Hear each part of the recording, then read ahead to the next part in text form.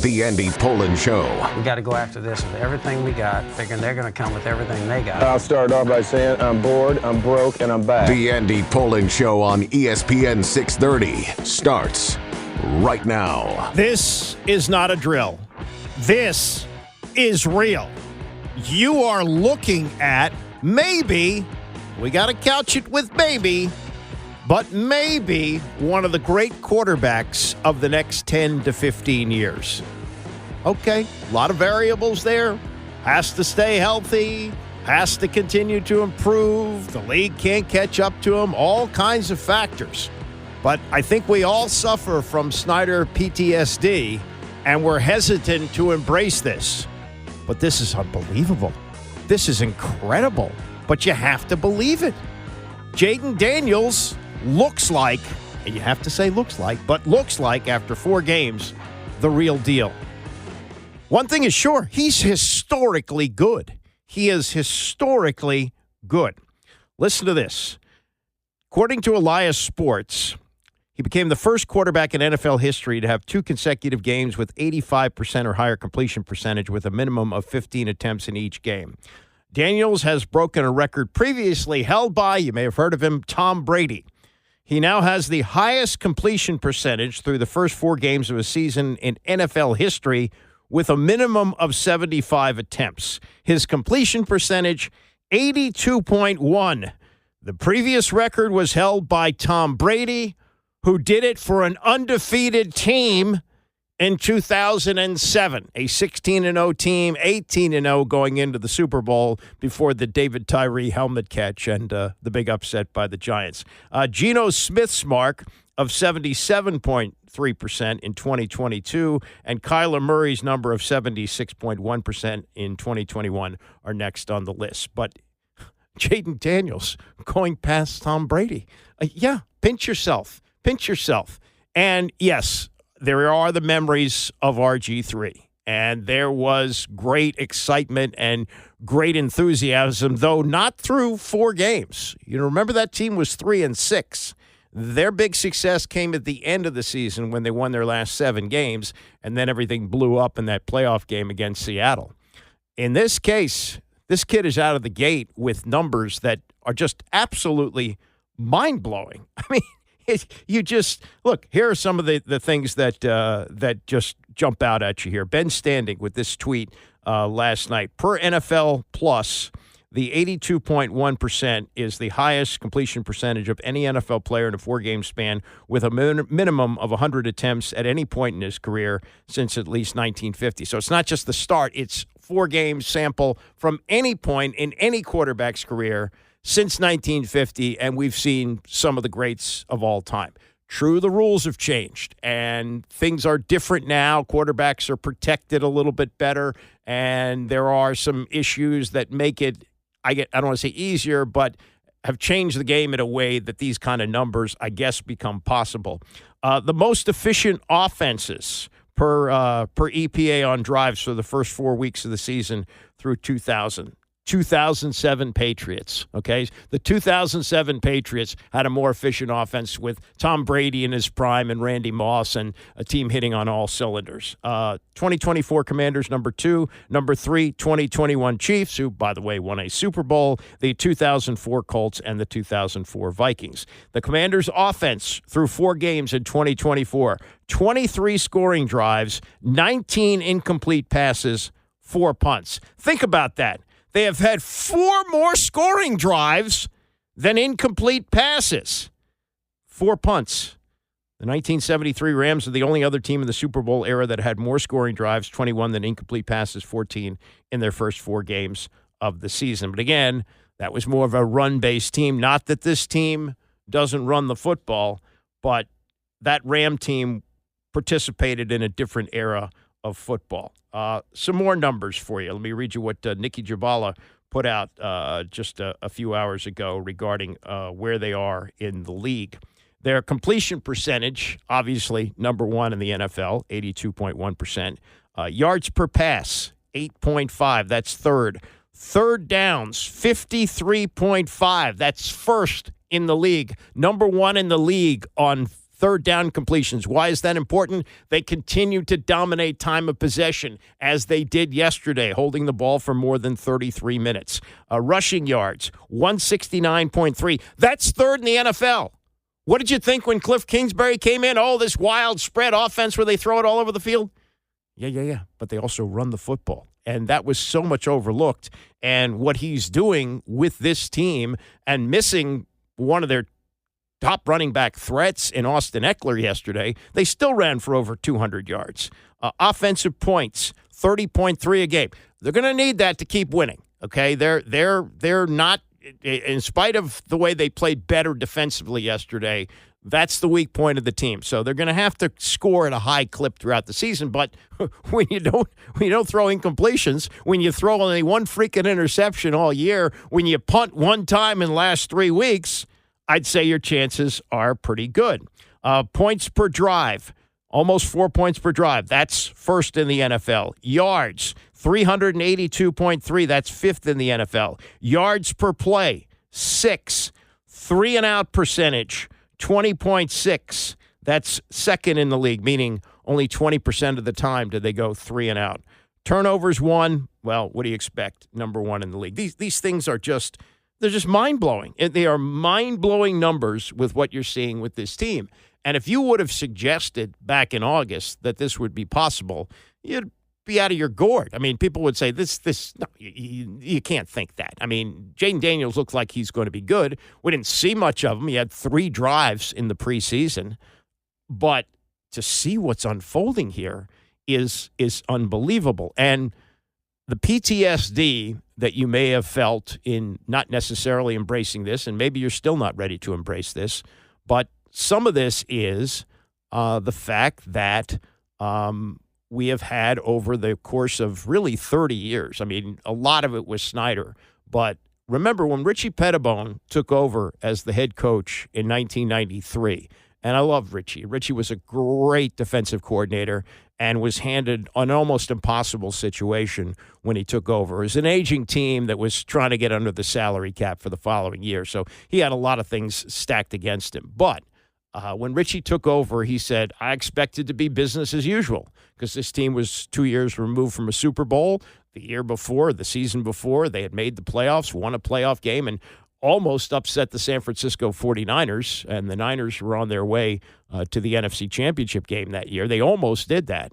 So, when you said business as usual, you were ready to believe that, and he beat the Cowboys 35-16 on Monday Night Football, and were ready to embrace it. They finished the year 4-12, and Richie never coached again. But in the subsequent years, the years that followed under Jack Kent Cook, and then when Dan Snyder bought the team, they always did one thing. They overpromised and underdelivered.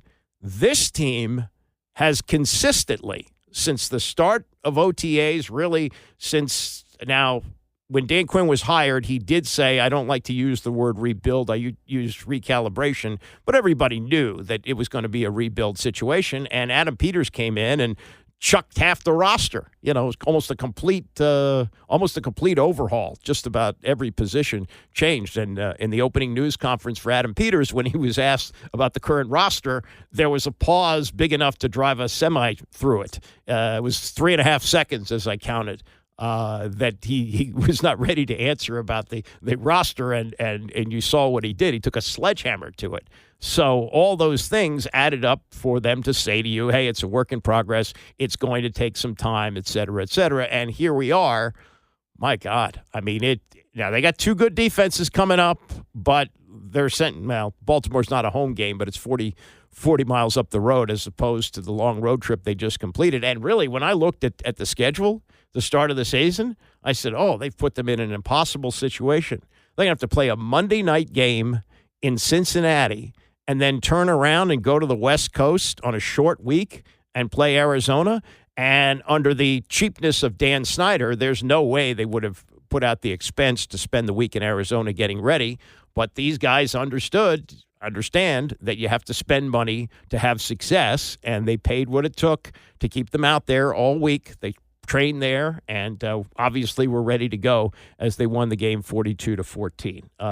Daniels, and this to me is again the great difference between he and RG3. not even just on the field, but off the field. Remember, Griffin came here with a lot of fanfare. He had big money advertising deals with Gatorade and Adidas, and he was, on TV all the time, and he was retweeting tweets where people praised him. He put his wedding registry on Twitter. He was all about RG3 and keeping the spotlight on him. This guy seems to have like an aw shucks attitude. This was Daniels last night. Expectations, and how does he feel? Basically blistering through them. I don't know. I didn't have any expectations. This is how much can we learn, and how can we keep growing? And for me personally, how much can I learn to keep growing? How fast can I learn to become a pro, and keep going from there? And remember this, and I think this is a bigger deal than others maybe, but Caleb Williams, the number 1 pick of the draft, went to the Bears. They were quick to name him the starting quarterback on the first day of rookie minicamp. Jaden Daniels had to earn the job and said he was ready to embrace that. They were ready to go with Marcus Mariota. Now, I don't know how realistic that would have been because Mariota hasn't been available for the first 4 games. He's been hurt. He's been nowhere. He's been like in witness protection. But Daniels has only missed 1 snap, so it's been fine. But, the fact that he was not only it was told that he would have to earn the job, the fact that he embraced the fact that he would have to earn the job, I think tells you a lot there. And that's really been his MO since he's been here. That it's a hard thing to do. You got to put in the time. You get in at 5:00 in the morning. You study the tape. You work on extra practice time with your receivers after practice. I mean, all those things have added up to produce what we've seen now, along with unbelievable talent and the ability to process things in the way that he does. And I think the one thing that really stands out for me over the first 4 games is how much better he looks in game number 4 than he did in game number 1. And a lot of that may have to do with the fact he didn't really even play in the preseason. So the way the league works now, your early games are almost like your preseason games. But his instinct was to run. And remember when he would run and slide, he would slide head first. He's now got the baseball slide down. He seems very comfortable doing that. He runs out of bounds. When he scores on touchdowns like he did yesterday, there's nobody around him because he's just too quick. Couple of design runs, which seem very safe. I mean, anything can happen in the course of a game, and God forbid there could be an injury. But more and more it looks like he's protecting himself and looking to be a thrower first. Now the old cliche question. Jaden, is this a statement win? I mean, I think that's what for people to determine. For us, man, how can we get better each and every game? Obviously, it's early in the season, so we'll have to finish the year. But, I mean, I can't put anything on it. But I know that teams look at us and say, hey, those guys play hard. Yeah, that's all he'll say. They play hard. You got to love this, right? You got to love it. He's becoming the Terry McLaurin of quarterbacks, an absolute mensch, a guy who does not complain about anything, and seems to really embrace this idea that, hey, I'm just starting out. I'm just a rookie. I'm going to do what it takes to get better. I'm going to keep, as they say, chopping wood. Really refreshing. Dan Quinn, opening statement. We'll get into more in the next hour about the defense, which, aside from the opening drive where they let Arizona march down the field, they were a whole lot better yesterday than they'd been in the first 3 games. And if you look at that first drive on the kickoff, it was a return to the 40-yard line and a fumble, and then that pushed it out to the 45. So it was great field position for Arizona to start from. That was a 55-yard touchdown drive. They seem to get the kickoffs more under control. I don't think it's a terrible idea to kick it out of the end zone every time and take it on the 30. But they seem to be doing some experimentation with both, and maybe, as the season goes on, they'll get a better handle on this. I'm just going to play here the Dan Quinn opening statement from the news conference. We'll get into more about what he said about the defense, and that's his side of the ball. And after the game, quite appropriately, he gave the game ball to Cliff Kingsbury, who, to me, looks like the Richie Pettibone of offense. He may not be a good head coach, but, man, does he know how to dial it up. And he's got a great talent to do it with but every time he seems to have the right call. And the, handful of incompletions, okay, and the interception, which, probably was on Daniels, but he's a rookie, and he even said, I got greedy on that. It was a mistake, and they're going to happen over the course of a season. But to have gone through 4 games as a rookie with 1 interception, when we always point to Peyton Manning and the 28 interceptions he threw as a rookie in 16 games, remarkable. Here's Quinn with his opening statement last night. Tonight, I thought it was really cool to see burgundy and gold in the crowd, behind our bench, and to see that here in Arizona to show up, and I felt their presence, and so that was really cool. From the team standpoint, I thought a couple things. First, I thought it was an important road trip, a lot of sacrifice to go out to Cincinnati Monday night, way here, be away from their families to do that, and so we wanted to make sure that was worth it. That sacrifice. I thought the guys worked really hard during the week, getting us ready for this game. They got a number of talented players, so I thought the guys coming in late on a Tuesday really put the work in. And then the last piece, I thought tonight an example of complementary football again, why that's so big. First drive down, scoring for us to go answer, a big deal. We had an interception. The defense went, to go a 3-and-out stop. So I thought those were the things that I felt, that complimentary ball that I talk about a lot. And then the last piece, I thought just a quick shout out to the big guys, to have a big rushing performance, with over 200 yards and no sacks. That's a big guys kind of day. And so to see those guys really ramped up and ready, and the running backs, tight ends, the whole group of it all, I thought that was really strong. Yeah, offensive line play has been terrible here in recent years. And it's better because they got better people. But I think also teams are afraid to blitz Jaden Daniels because he's able to get out of jail so quickly, and they're afraid of explosive plays once he gets out of the pocket. So there's just so many things about this team, and especially this offense, to feel good about that. I just, for 32 years, we started sports radio in this town the year after the Super Bowl championship. We started in May of 1992, which was 4 or 5 months after they won the last one. And I would say that my career in Washington has been just looking in disgust most of the time at where this team is. And right now, the future looks so bright you have to wear shades. It's unbelievable. We will get much more into this game and where this team is and all the things to feel good about. But I want to play some of the national stuff and what the national people are saying about what Jaden Daniels is doing, and we'll do that next. It's the Andy Pollin Show, ESPN 630. The Andy Pollin Show on ESPN 630, the sports capital. All right, I'm all lathered up here, and it probably is too early to say definitively that Jaden Daniels is the best rookie quarterback in franchise history. To be fair to RG3, that team did win the division.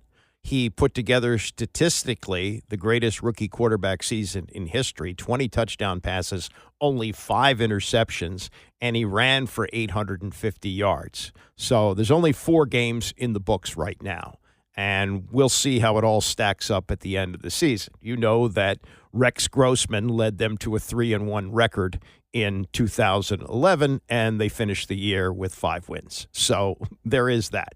But all signs are pointing to him being the guy that every team wants to have, the guy that they've been waiting for forever. And you think of the hopes and the dreams that have all gone bust, from the tragedy of Dwayne Haskins to Heath Schuler being one of the biggest busts of all time. They have had their problems with quarterbacks. And, if you look at the entire history of this team, there's only one comp here, and his name is Sammy Baugh.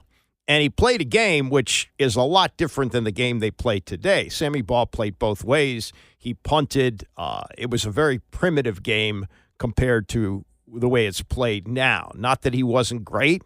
And when the NFL named the greatest player of the first half of the 20th century, it was Sammy Baugh. He played 16 years. He's in the Hall of Fame and may be the greatest player in the history of the franchise. I think right now, you got to be looking at that as a comp. Norm Snead came in 1961 for embarrassingly an all-white team. They finished 112-1. Things got a little bit better over the next 2 years, and then they made one of the great trades in franchise history, sending him to Philadelphia for Sonny Jurgensen. But he wasn't this. The team was bad, to be fair on that. But, still, there's nothing to compare this to except for the Griffin year, which there were some warning signs there along the way, too. Because here's the big thing about the Griffin year. While this is going on, the Shanahans are telling everybody, yeah, this is working great now, and we're going to ride this as long as we can. But while we're riding this, we're going to teach him to be a pocket passer. And it's going to take some time. But to succeed in this league, that's what he's got to be. And he decided after he got hurt in that Baltimore game, and he and his dad determined that the Shanahans were trying to sabotage his career so that Kirk Cousins could play, that he was going to snap his fingers and become Aaron Rodgers. And that's what led to the downfall and the quick downfall of his career. What we're seeing now is what they want to see. They're not going to try and change his game much. This is what he does. And also, to be fair to RG3, when he came in 2012, it was a relatively new offense. Like there was the pro offense and the college offense. Now they're more or less homogenized. And what Jaden is doing is very similar to the offense that he ran at LSU. And it fits him. And he will make some changes over the years, but it's not going to be dramatic changes. So, let's look at that as a real plus in the long term. Chris Sims does a podcast called Unbutton. He does it with Ahmad Fareed. And last night, after what he saw, he was ready to say, this is the best rookie quarterback performance since C.J. Stroud of last year. But with this caveat. Here's Sims last night. It's kind of crazy, 2 years in a row to see a rookie kind of come into the league and do this. And I'll say this, where he's got even an advantage over C.J. Stroud. C.J. Stroud didn't look like this through 4 weeks, right? I mean, they started out 0-2 there last year, and it was kind of like, hey, we see some good things, but, it's not perfect yet. And then it started to take off. I mean, really, there's been – hey, pretty solid in week 1 against Tampa. Ooh, the Giants game, man, they never stopped them. Yeah, they didn't get in the end zone, but they kicked field goals, right? So there was that. Week 3, well, it'll fall off against the Bengals, right? What? Holy cow, he outperforms Joe Burrow, does all that. And then to go to Arizona, I'm blown away. They're one of the surprises of the NFL season. I did not pick them to win today, especially how Arizona looked last week playing against your Detroit Lion football team. Defense looked good. Everything looked good there. But I think this is where Washington's different. I mean, we talked about Jaden Daniels on Wednesday, right? He's very comfortable in the offense because it's familiar to him from college. He also, of course, has an incredible skill set that he can feel comfortable with playing in a game. He's like very confident and secure with what he's seeing on the field, and I think that goes back to the college thing there, to where he kind of knows where everybody is all the time. His accuracy throwing the football is better than I even thought it was coming out of college, out of LSU. I mean, he just a little bit like C.J. Stroud, where he doesn't miss the target very much. I mean, he's open by 3 inches. Oh, we got it in there. He's open by 3 feet. Oh, he still threw it perfect to where he could run after the catch. I think that's amazing, and then he makes a few plays. So kudos to him. It's astounding. He's breaking records in front of our eyes. Well, let me give a couple of those because I think they are pretty Yeah. astounding. So he has the second most rushing yards by a quarterback through 4 career games, tied for the most rush touchdowns by a quarterback through 4 career games. So that's like rookie stuff right there. But then you talk about his completion percentage, and this is like best quarterback ever. All the best quarterbacks. completion percentage in NFL history, 82.1% through 4 games of a season, minimum 40 attempts. So he is on point. A lot of credit to Cliff Kingsbury. Like you said, he got a game ball for beating his old team there in Arizona from Dan Quinn. So, it's looking like he has gone from college where there were some questions about the offense there and the things that he was asked to do. I'll go routes. Yeah, just all he running does the is ball. throw go routes or like a hitch or a curl route on the outside. He doesn't do enough, right? We brought that up too. There's not a lot of throws over the middle of the field. I think we felt like he was confident in doing that and capable of doing that. That's just not the way they played. I do think that made some people feel uncomfortable, like, oh man, I wish I could see a little bit more. But either way, what you're seeing in college and what we're seeing right now, it's not that too far off as just far as unbelievable accuracy, precision, calmness, Just anything never seems to bother him at all. I think that's what's amazing. The team around him's playing well. They got some mojo going. Yeah. You brought up Cliff Kingsbury. He's a guy I've been critical of in the past, right? I mean, there's things I like about Cliff. I mean, I love Cliff the man. Let me just say that right off the bat. I think he's a great guy. I know that. Right? And I do think he's a good football coach, but I've always been on him a little bit like we talked about on Wednesday. The offense kind of gets stale after a few weeks. What else is there? Oh, they don't really run the ball or have that many run plays. That's where Washington is different. And that's where, after this week, I'm going to take them definitely a little bit more seriously for real. And the fact that they run the ball. They can run the ball on anybody. No kidding. And, boy, it's, not that last year they would have done a whole lot better with Sam Howell as much as they tried to prop him up and, say, hey, looks a lot like Mahomes. No, he didn't. They didn't run the ball. They threw more passes than any team in the league. And, at least Brian Robinson didn't get beat up last year. But he's tremendous, and he does not fumble, knock wood. That's the number one thing that you have to worry about with the running back. He doesn't do that. And you can give him the ball multiple times a game. You can give him 20 carries, and it's going to be okay. And what they did yesterday, kudos to the offensive line as well, but also giving him the ball was key. You also heard Sims there talk about how unflappable he was. And I want to play this from Nick Allegretti, one of the new linemen on the team, signed in the offseason from the Kansas City Chiefs, where he helped them win 3 Super Bowls. So he's been in huddles with Patrick Mahomes. He knows. And this is what he sees now from a young and developing quarterback, and most importantly, what he saw after the one mistake he made, really throughout the season. The one big mistake was throwing that interception yesterday. It's a hell of a time. It's a lot of fun. Putting up 42 points is not something that's easy in the National Football League, and incredibly proud to be a part of this. This offensive line. Really been a fun first couple weeks of the season. What do you think of Jaden's play through 4 games? I mean, getting better every week. Honestly, throwing the pick today it was great for us to see how he responds to that, and it was incredible because that's something that's going to happen. You're not going to have a perfect season ever, so finally hit some adversity, and again, unshaken, just really composed. Next drive, ready to roll. So it's been awesome. We get to the end of the second half, offense had stalled, or end of the second quarter, offense had stalled a bit. We're able to move the ball, put 3 points up, huge.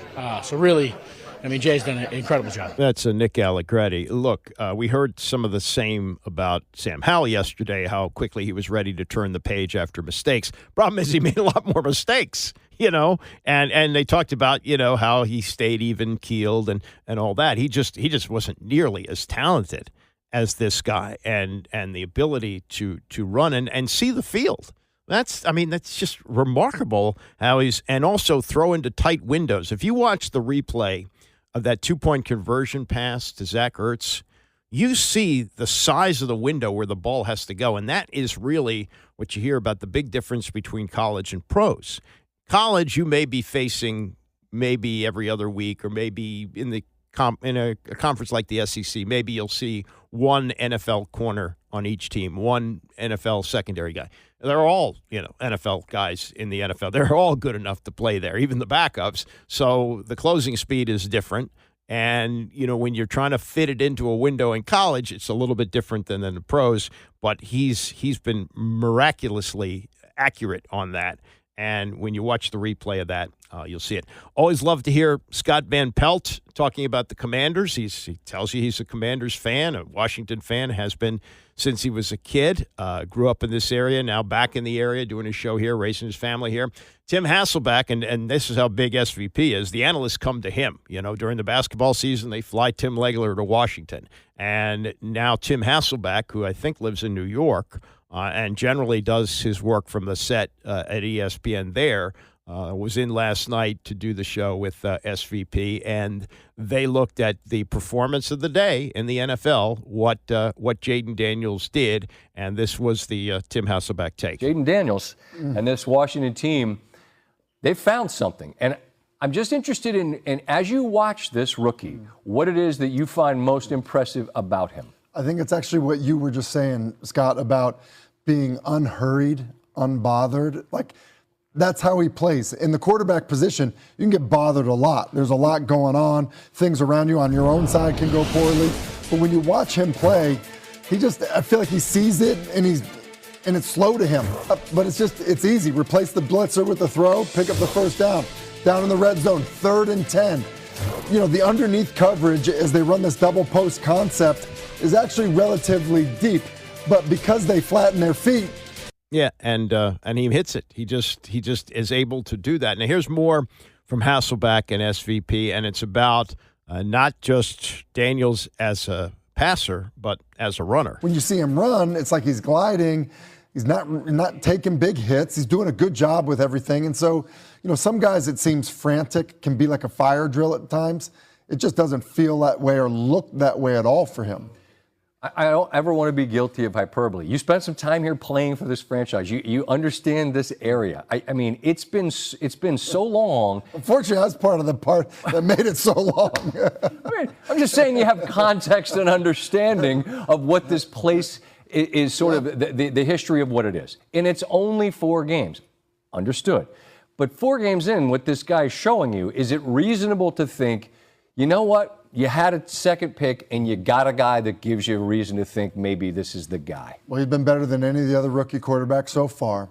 And the fact is that Dan Quinn has a history of doing an excellent job coaching the defensive side of the ball. Mm-hmm. Cliff Kingsbury might be a great match for Jaden Daniels. And if that's the case, and you look at what's happened in the division so far, off to a pretty good start. Daniel spoke. Cliff said there's a great trust. You could see it. And Cliff told me this summer, just early on, just like this is a special young guy, and you get it. Like, coach, what's he going to say? This guy's a bum. Like, you know that the coach is always going to probably see the best version of what they hope somebody can be. But I'm telling you, like, to a man, everybody out there had the same description of what we're seeing. It's early, but its optimism is pretty abundant where we're sitting right now. Yeah, pinch yourself here. Jerry Brewer, who was in Arizona to cover the game for the Post. Now, Jerry, I don't think, has his finger on the pulse as much as some others in town. He was here for, I don't know, several years, maybe 7 or 8, and then has moved back to Seattle and does things more from a national perspective. And he's too young for this anyway, but he wasn't here during the glory days of the team, so his perspective is a little bit different. But he did see a lot of the dysfunction during the Dan Snyder days, for sure. And he writes in his column today, "Is this team for real? 1 month into their latest rebirth, the Commanders have exceeded hope. They have a 3-1 record despite playing 3 of their first 4 games on the road. They're on a 3-game winning streak. Their offense has grown from green against Tampa to a field goal fest against the Giants to unstoppable against Cincinnati to sustainably explosive against Arizona. And their defense, while under heavy construction that will require multiple seasons of roster development, just showed some promise. Is it too soon to make grand declarations about the Commanders? It's too soon to get carried away about any team's early success. 1 month doesn't make a contender. But with Washington residing in first place in the NFC East, this fast start and the manner in which the team is growing under Coach Dan Quinn means you can follow the Commanders without trepidation." Yeah, I mean, okay. I know we as a fan base have been through hell. No question about it. But you can follow the Commanders without trepidation. It's okay. It's okay to come out of the house. He writes more, "It's not too soon to invest your emotions in this team. It's not even about where it currently stands. It's about where it's headed. It's on to something here. You can see an identity forming. You can see the Commanders' cohesion, their commitment, their professionalism, their enthusiasm. And on top of all those good signs, there is a budding franchise quarterback to amplify it all. September couldn't have gone any better. Dan Quinn's leadership style is bearing immediate results. The locker room is engaged and full of belief. And while there are plenty of checkpoints remaining before we can call Daniels a superstar, he has done everything possible to legitimize the hype." I feel the same way. I really do. And, they again, at the beginning, they underpromised and they have now overdelivered. For decades, they overpromised and underdelivered. So, you got to start to believe this. And, yeah, things could go south in the upcoming weeks. The NFL is a week-to-week league. And when you're just starting to get excited about Aaron Rodgers, he fails to take his team into the end zone and lost to a rookie quarterback yesterday, and Bo Nix, who completed only 60 yards in passes, and they lost 10-9 at home. Okay, so there's that. But the expectations for the Jets are a whole lot different than they are for Washington, and you got to believe that this is real. I know you're afraid to touch it, right? You are, because you've gotten burned before. It's okay. It's okay. This looks like the real thing. We'll spend a lot more time on this, of course, in the next hour and all week, and it's just a whole new feel for football in Washington, something we haven't felt here in maybe 35 years, or at least 30 years. I mean, it's something else. Coming up, more on the defensive effort yesterday. And as great as Daniels was, how about the way the defense played? A hell of a lot better. We'll get to that and more. It's the Andy Pollin Show, ESPN 630. How many different ways can you say that was awesome? I must admit, I'm a little out of practice on this. Been doing sports radio in Washington for over 32 years. And for most of that time, it's been despair. It's been, this is terrible, and it's never going to get better. And now, the sun is out. I know it's not outside, it's not out, but what's going on with this franchise, it's remarkable right now. We are seeing the unfolding, perhaps, because we've been fooled before, but I'm ready to embrace it. We're seeing the unfolding of all their hopes and dreams coming true with the quarterback. Every team in the league, outside of the Kansas City Chiefs, maybe the Buffalo Bills, maybe the Ravens, just a handful of teams are not chasing this guy.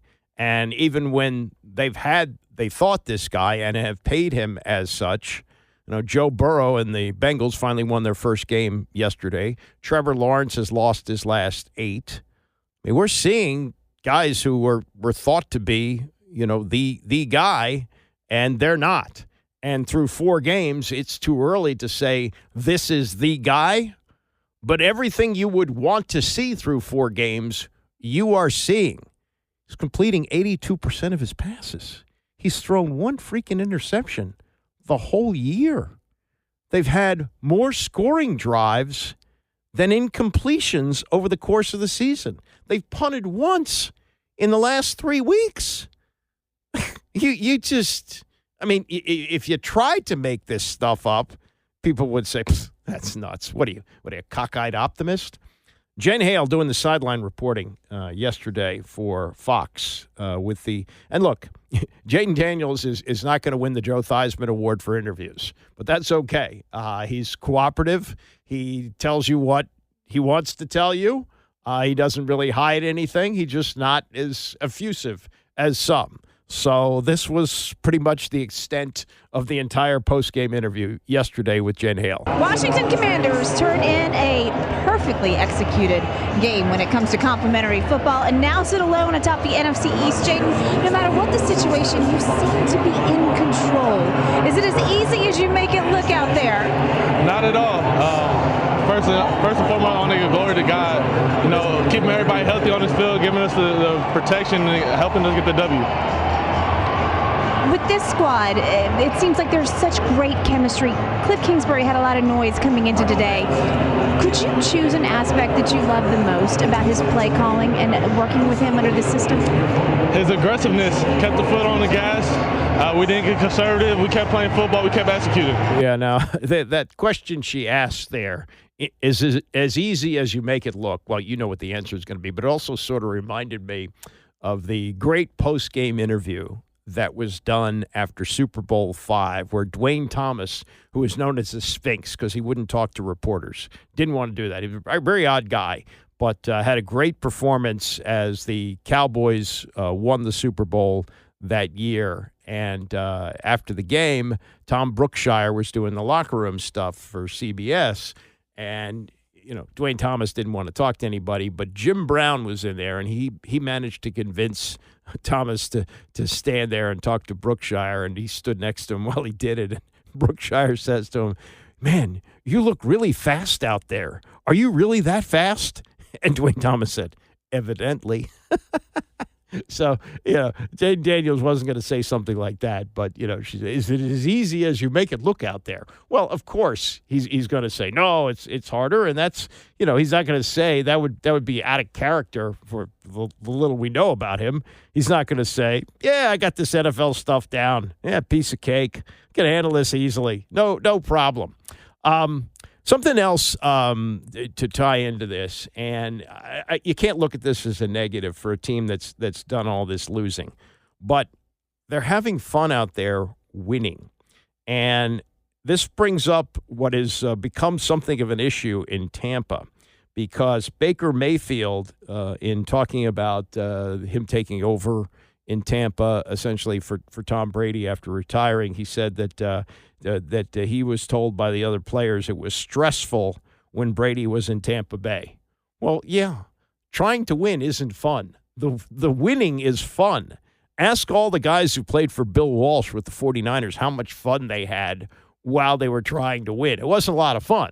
The fun comes in winning. And so Brady said today, and this is great. Now, Baker Mayfield has kind of tried to waltz away from or back away from those quotes. So, who knows exactly, how he said it or how he meant it. But this was a perfect response from Brady. He said, "I thought stressful was not having Super Bowl rings. This wasn't daycare. If I was going to have fun, I was going to go to Disneyland with my kids. There's a way to approach this game, and it's with the right mindset to push teammates.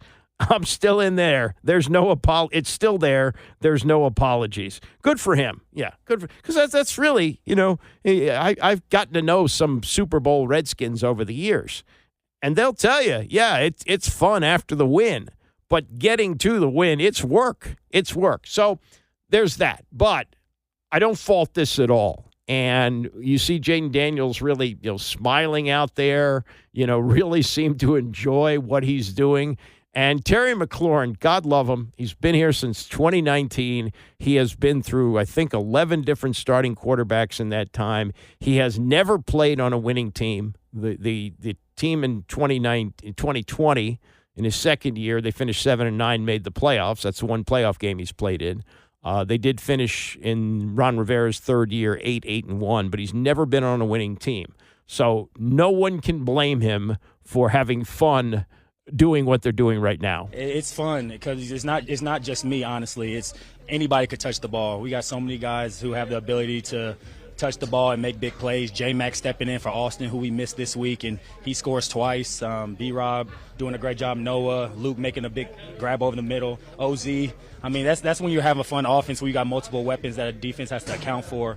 And when you got to have it in certain situations where you got to get the momentum back to your side, you want to be able to make those plays. So I know it's early right now, but this is a really fun offense to be a part of. You sound a little hoarse. Is that from hooting and hollering out there? Yeah, man. I'm a big cheerleader out there. Honestly, I'm happy for myself, sure, but I'm happy for our guys. I'm happy for these guys that put in so much work in the off season, have come from all around the league to be a commander, and for the guys who've been here for so long, we haven't quite had this feeling. Yeah, especially the defense. Deron Payne has been here, I think, 2 years less, maybe a year less, something like that. Maybe he's been here about the same time, about the same amount of time, Deron Payne, maybe even a year more. So this might be a year 6 for him. He re-upped. He re-upped with the team. Played out his option and stayed on as a free agent. And, first 3 weeks of the season, that front line there has been invisible. He and Jonathan Allen hadn't done much at all. They were terrible on third downs.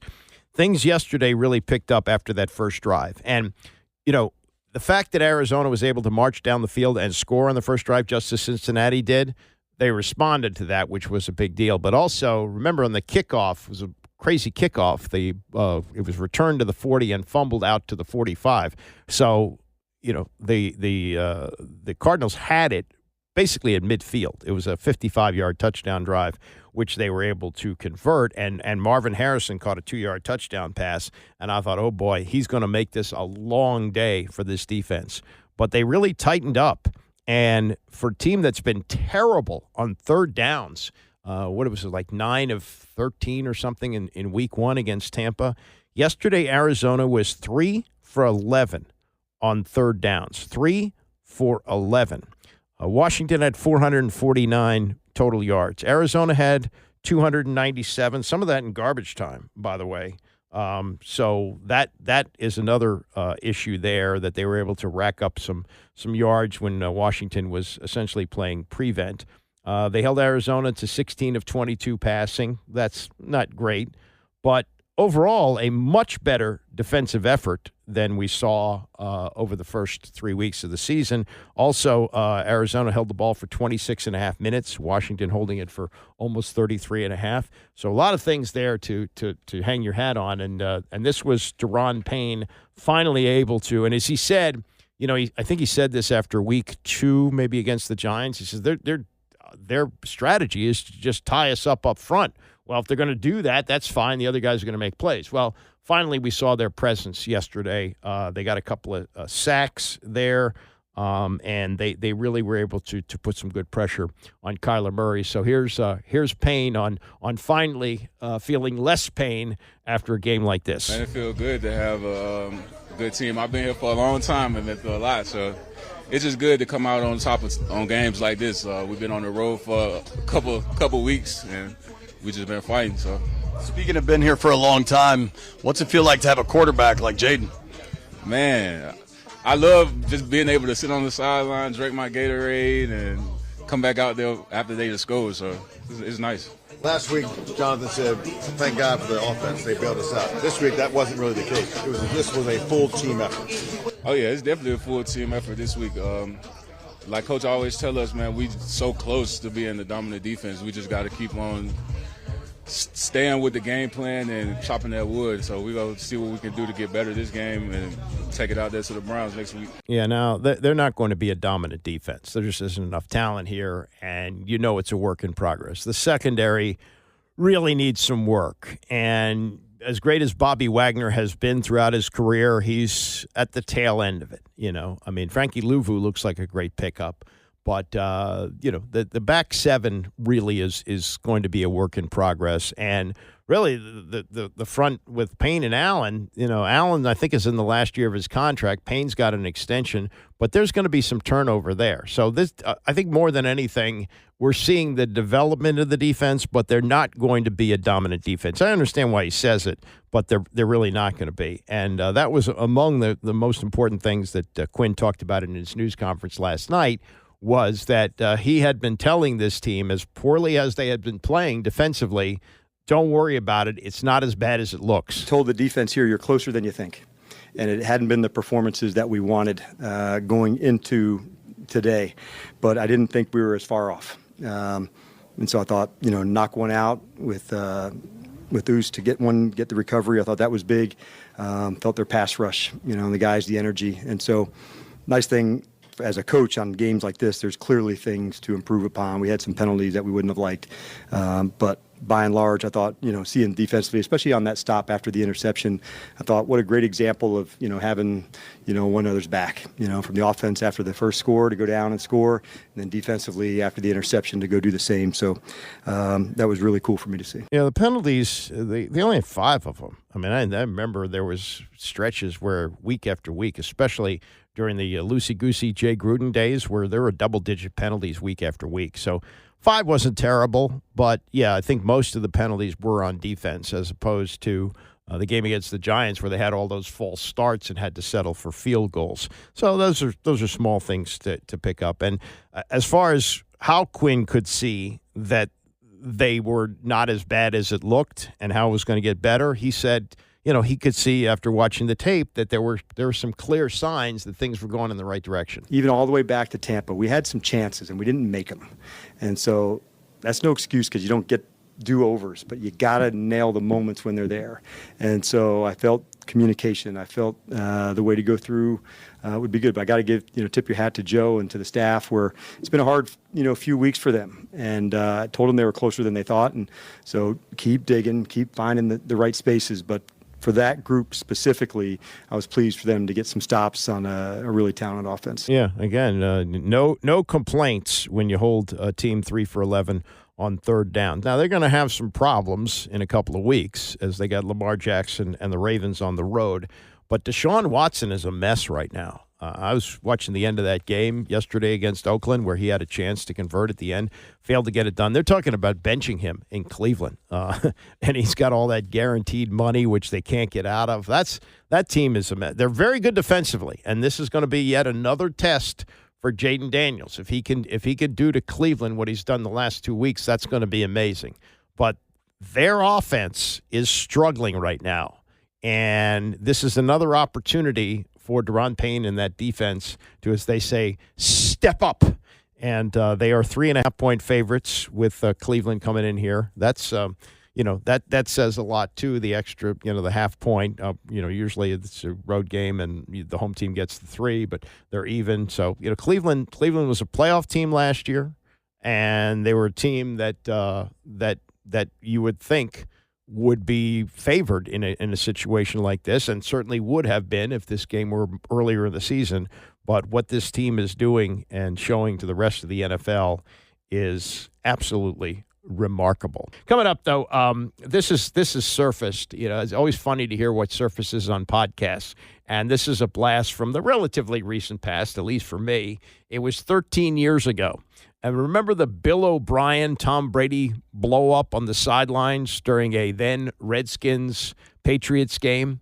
Well, the backstory on that, as O'Brien was on a Julian Edelman podcast and told some stories of what actually happened. We'll get to that and more as we continue. It's the Andy Pollin Show, ESPN 630. Andy Pollin Show on ESPN 630, the sports capital. Yeah, these Oktoberfests are fun. I was at one in Rockville over the weekend. Great weather on Saturday, and really enjoyed going out there. In fact, I saw my colleague from WMAL, Scott Lynn, was out there with his family, and had some beer, and I had a barbecue sandwich. It was nice. Oktoberfest is cool, especially when you have good weather for that. So in these podcasts, and everybody's got a podcast now. So Julian Edelman, who won a Super Bowl with the Patriots, had a great career in the NFL. He does one, and he has some of his old cronies on, and he had Bill O'Brien on a few days ago. Bill O'Brien, who was an assistant coach with the Patriots. Then he went to essentially rescue Penn State after the Sandusky scandal. Did a great job there, keeping that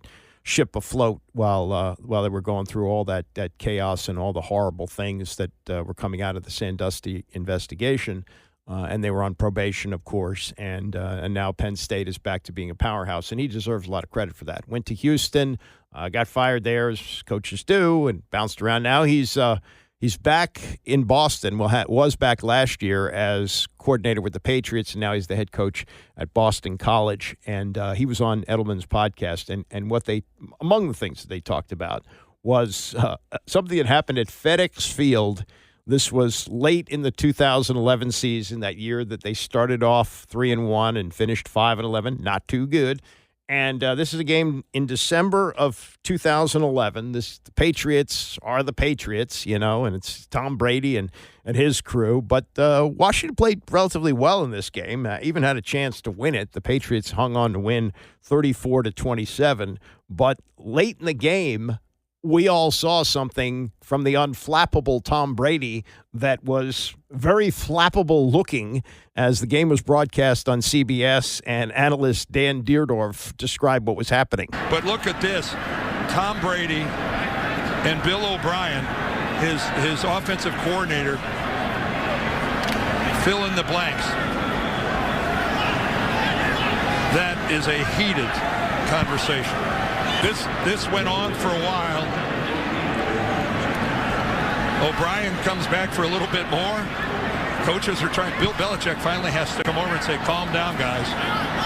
Let me tell you something. Tempers flare on the sidelines all the time. Yeah, and some of us thought, oh, my God, they're going to discard this guy O'Brien. This guy O'Brien's got to go. Well, he actually did. He went to Penn State the next year. One other thing, if you watch this clip on YouTube, not only does Belichick have to come by and separate him, but you see Aaron Hernandez looking on, and that is chilling. I've been watching this series about him, which is on FX, and it is, it's really something. I mean, there have been a lot of documentaries done, but that's just another side note to what was going on there.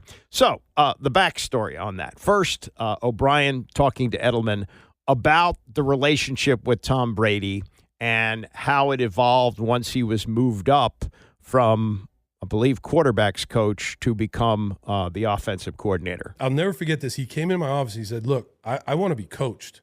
He's like, "Look, don't waste my time, but I want to be coached." And he was right about that. And I learned a lot about, how he wanted to be coached, what he wanted to know.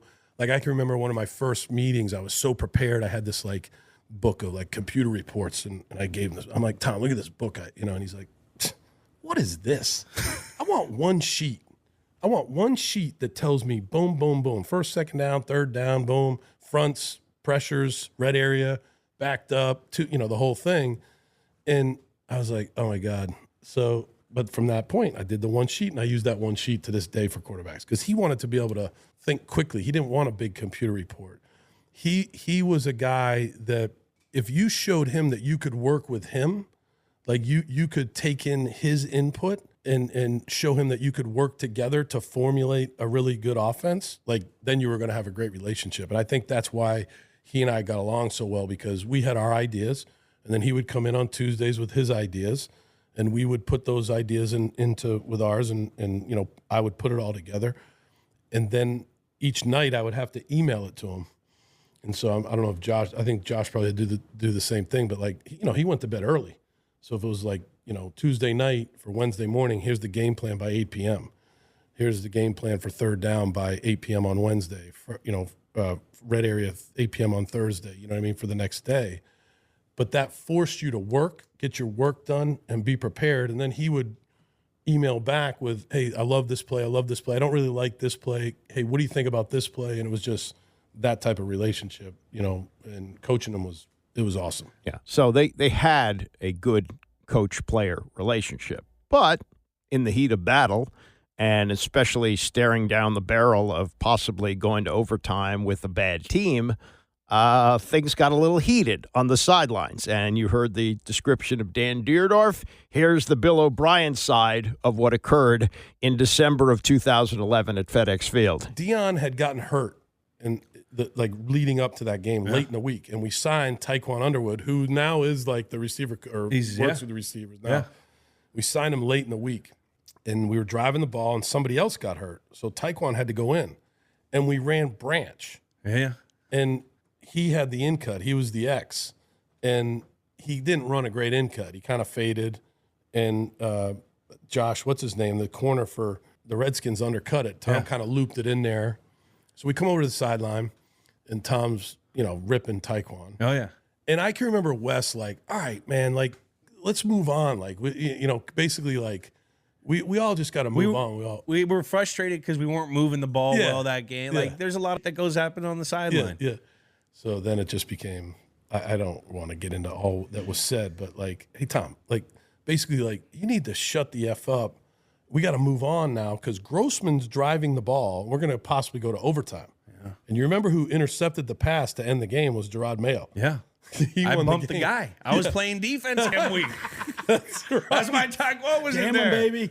So, but anyway, so he said, "You want me to shut? You shut." And then it was just two 15-year-olders just yelling, "Shut the F up," back and forth to each other. Hey, then Bill came over and was like, I'll tell you right now, that was the brilliance of Billy O, because he liked to fire guys up, and we all knew Tom liked to be fired up because we all know Tom plays better pissed off. Yeah. That's the truth. And there's a lot of those Jedi mind tricks that I think that happened over there. Yeah. To piss him off because he played better pissed off. Yeah.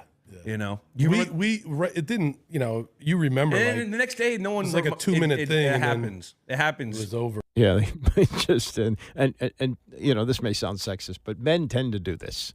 Once it's over, it's over. You cuss each other out. You may even throw a couple of punches, but then it's over. And then obviously it was, and both have gone on to other things. There's another Brady story which popped up yesterday, said by Tom Brady, and shocked a lot of people. He was doing the Bears game yesterday, which they won. And during the fourth quarter, he was talking about the 18 criteria that he had for the team that he planned to sign with after he left the Patriots after the 2019 season, who he was going to go to in 2020. He ultimately went to Tampa Bay. And he said on the list were salary. Well, they were going to pay Brady whatever Brady wanted. That wasn't going to be a big deal. Weather. Well, Chicago probably wasn't high on the list for that. Facilities and teammates that he'd have on his new team. And then he said that the Bears actually made a big pitch to get him. He said Chicago was a team, and I've never told this story before, they were very stealth in their recruitment. I was seriously considering, but in the end it came down to Tampa, and it wasn't close, and it was close to my son, Jack. I love Bruce Arians and the role he played in the offense, and ultimately the great players like Mike Evans and Chris Godwin that I'm still watching out there today. But, if Brady goes to the Bears, that not only breaks the string of quarterback ineptitude, it shatters it. And would they have been good enough to win a Super Bowl with Brady? I don't think so. I don't think that was the case. But he also said that when he was talking about where he wanted to go, that he was interested in a particular team, and the team said, we're good with who we have. And he said in another interview, can you believe they were happy with that effing guy? And, I don't think it was the Bears necessarily, but they draft, Justin Fields eventually. That doesn't work out. Now they're with Caleb Williams, and we'll see how that goes long term. But, that would have been really something if Tom Brady would have landed in Chicago. All those people like Wilbon were always decrying, we never have a quarterback or defense. I haven't had a quarterback since Sid Luckman. You might have had the greatest of all time. Might have had that. One other quick thing before we flop over to the 10 o'clock hour. Candace Buckner, I'm a big fan of her work. She covered the Wizards for a long time. And, amidst all this other stuff, the Wizards are opening training camp. They are the most irrelevant team in the NBA and one of the most irrelevant in sports. And they're going through what they have to go through. And credit to the new management there. Will Dawkins, the GM, is open about this. He says they're still in the teardown phase, so good for her, for him for saying that. But her point that she makes in the column is for all this rebuilding, they got to have some really good lottery luck. They took another Frenchman this year, Alex Sarr. He's 19 years old. Maybe he develops into a star, maybe not. But you got to have, look at Golden State, Steph Curry at 7, Klay Thompson at 11. You got to have that kind of luck. And Will Dawkins, who had like she said in his news conference last week, the opening statement went 16 minutes. And he said about what's going on now. These are cultural deposits. That's what he called them. And he talked about how you cannot skip steps, how the Wizards will go down the long, hard road of work, growth. We're strategically trying to figure out something that could work now, but also sustain in the future. By working now, that doesn't mean winning games. And she points out that despite their best efforts, only a random ping pong ball will truly resuscitate this franchise. They need the lottery odds to work out in their favor to land the kind of player who is now electrifying the city's football franchise. The Wizards need Cooper Flagg, the expected number 1 pick of the 2025 draft. Yeah, well, there's a long road between now and the 2025 draft and how the ping pong balls fall, but certainly they're going to be a lottery team. And will the pick fall in the right spot that they're able to take them? Who knows? But the Dawkins strategy is to get as many picks as you can, to move up and down the draft board and, take who you want. Draft capital, they call it. But I think she's right. I mean, you look at, San Antonio Spurs at the end of the Duncan era, they're, going down the tubes, and then the ping pong ball lands correctly, and it's Victor Wembanyama, who may be in the next couple of years, if he's not there already, the best player in the NBA. That's what it's going to take. So, if you want to be one of those teams, it's going to take that kind of lottery luck. They're going to put themselves, no doubt, they're going to put themselves in a lottery position, as the general manager is even admitting we're in the teardown phase. At one time, Ted said, we'll never be rebuilding. Well, this is what you have to do. This is the pain, and he understands that now, and he's got new management. And as this NBA season rolls out, it's in this town the biggest yawn there is. And we got a rookie quarterback now who's, if this keeps up, is going to keep everybody interested until at least early January. So that's That's where this city is sports-wise, and that's where the Wizards stand on the pecking order. All right, Bram is coming up next with his thoughts on the Commanders' win yesterday. I'll be back here tomorrow, play some more of the Bob Costas interview, and much more reaction to what has turned this team on its ear, and the town, really. The town has been turned on its ear by the team and the quarterback. All that coming up tomorrow. I'll see you then at 9 a.m.